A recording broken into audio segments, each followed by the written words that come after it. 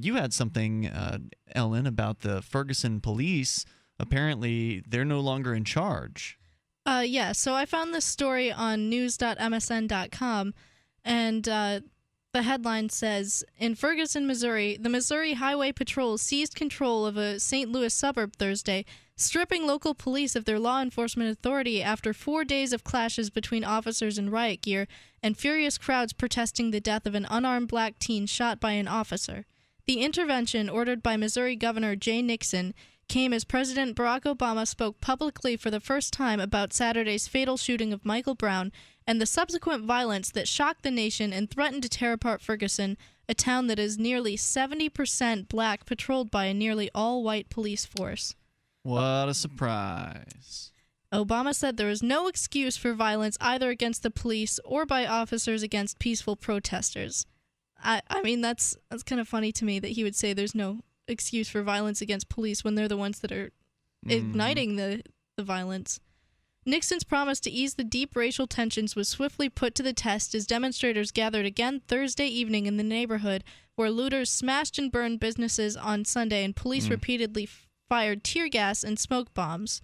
But the latest protests were a world apart from the earlier demonstrations, with a light, even festive atmosphere and no hint of violence. The streets were filled with music, free food, and even laughter. Protester Cleo Willis said the change was palpable.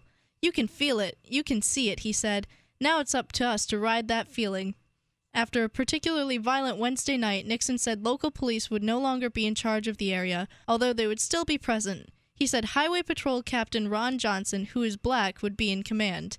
Now, I don't see how the black thing has any significance here. Actually, really. I can explain to you how it has significance, and it's very significant. Ferguson, Missouri is a town with a population roughly 65% black. Right. She said 70% there. Yeah, in the article earlier, it said the population was mostly black, but the police force was mostly white. There are 53 police officers on the Ferguson police squad. 50 of them are white. I just wish that race wasn't such a significant factor in all of this. You know, I feel like that shouldn't play such a huge role. It shouldn't, but in a lot of places it does. Wasn't there another allegation here? I have not seen this, but I believe Mark said last night that somebody from Anonymous has released some pictures pulled from this police officer's, I don't know if it was his Facebook or wherever, that were allegedly taken in his basement where he had a Stars and Bars flag hung up.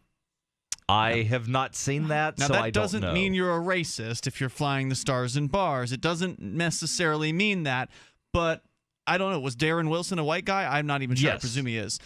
So if he's if you've got a white guy shooting a black guy in the streets and he happens to have a Stars and Bars flag in his basement, maybe there's something to that.